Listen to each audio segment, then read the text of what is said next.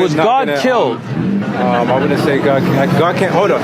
Let me rephrase. God cannot be destroyed. Was God killed? He died.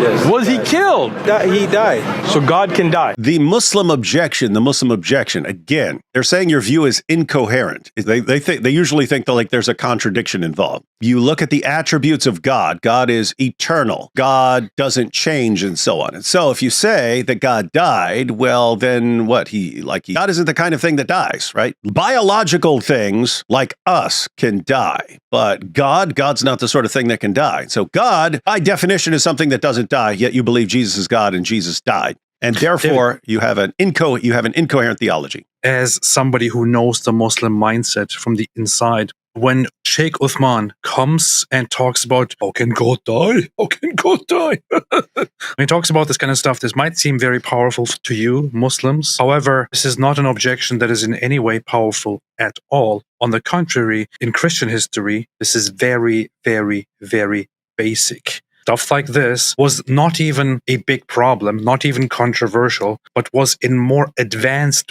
ways handled 2,000 years ago, or say 1,900 years ago, 1,800 years ago. When we would say something like God cannot die, if you ask me, can God die? As God exists eternally and so on? No. But that would be along the same lines as, can God ride a bicycle? Well, as God exists eternally and so on, I would say no. God is like omnipresent and so on. What do you mean? You'd have to be in a physical form to ride a bicycle. So on the one hand, like as God exists eternally, no, that would not be the sort of being that rides a bicycle. Could God, if he wanted, ride a bicycle? Absolutely, because he could take on a form and ride a bicycle, just like he appears in the garden to Adam, just like he appears to Abraham. God can take on a form and appear to people. God can do that. Matter of fact, he can do that even according to the Quran. In the Quran, you have the story of the burning bush. This is for all the Muslims who say God can't enter into his creation. No, because that would mean he ceased to be God. What happened in the story of the burning bush in the Quran? You have it in Surah 27, 7 and 9, I think, and then in the following chapter. But Moses is walking, and then he sees the fire, and he goes to check it out. The fire, voice comes out of the fire and says, "Blessed is he who is in the fire and those who are around the fire. Moses, I am Allah." Who's in the fire? Allah. And Allah says, "Blessed is he who is in the fire." So Allah is in a fire. Can Allah enter into his creation? Absolutely. He can enter into creation. He can enter into fire. Apparently, he can't enter into a physical form, the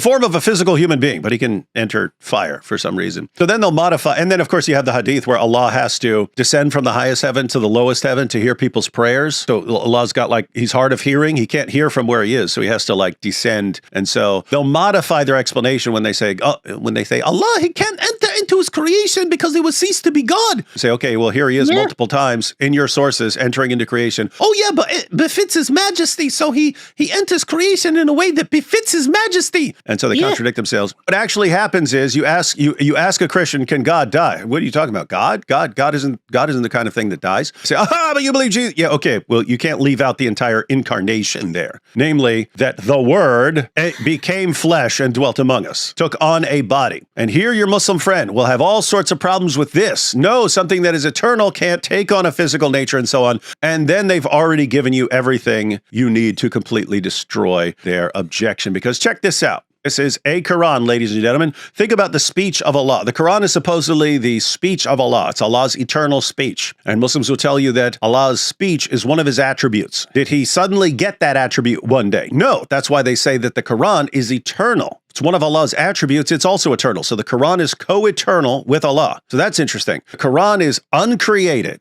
It's uncreated. It's always been there. Can't be corrupted, can't be destroyed. Here's a Quran. The Quran is supposedly Allah's eternal speech. I open up the Quran, it says 2004. Does the Quran have a beginning or not? AP, has anyone ever destroyed a Quran? Guys, do you know what the solution is? Do you know what the solution to that is? What did we do? We just applied the exact same objection. Is the Quran something which is supposedly something that's eternal, incorruptible, uncreated, cannot be destroyed? Is that the sort of thing that can be ripped? Is that the sort of thing that has a beginning? Is that the sort of thing that can be destroyed? No. So is Islamic theology completely incoherent? Because the Quran is sort of foundational to their theology. That's the speech of Allah. What's the solution to this mystery of how Islamic theology would not be completely contradictory and incoherent here? Well, here's how it goes. The Islamic view is that Allah's speech is uncreated, but if that speech enters our physical world, it takes on a physical form. If you want to write it down and put it into a book form in our world, our physical world, then the Quran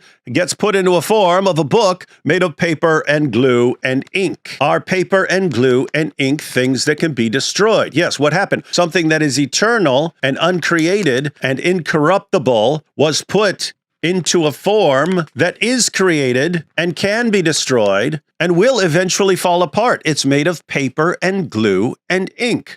So let me get this straight, Muslims. When I question your theology, I say, hey, how can you believe that the Quran is eternal when the Quran was made in 2004? How can you believe that the Quran is incorruptible when AP literally just ripped it up right in front of your faces? How's this possible? Your theology is so stupid. Oh my goodness, look at how dumb this is. We could be like the devil guys. Look at this. It's so dumb. It's so dumb. Islam is just so dumb. Let's not try and actually think how you can believe both of these things, namely that the Quran is eternal and that it's a physical book. Let's not try and figure that out. But here's how you would figure it out if you actually took a few seconds. And none of the dawah guys will do this. They'll just go from person to person, raising the same objection, never actually trying to deal with it for themselves because they have something very, very similar. But if they were to try and fix it, what they would understand is that, according to Islamic theology, the Quran has two natures. Its eternal nature is the speech of Allah, which has no beginning, can't be destroyed, is incorruptible. Its physical nature in our world is created, can fall apart, can be corrupted, can be destroyed. And so what you would say if we said, hey, is it possible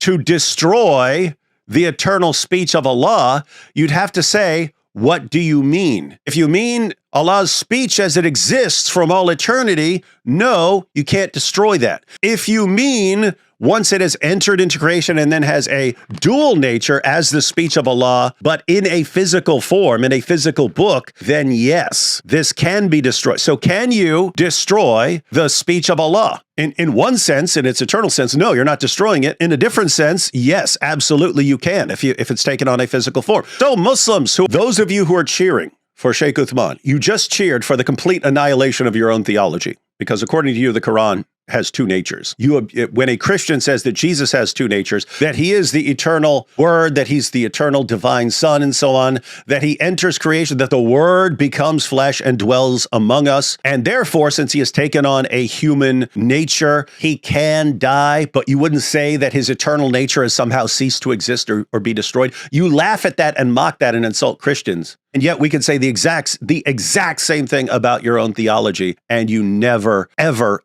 care, even slightly, that your objections, if you took them seriously, would force you to leave your own religion. And you don't care. Why is that? What is this about your religion?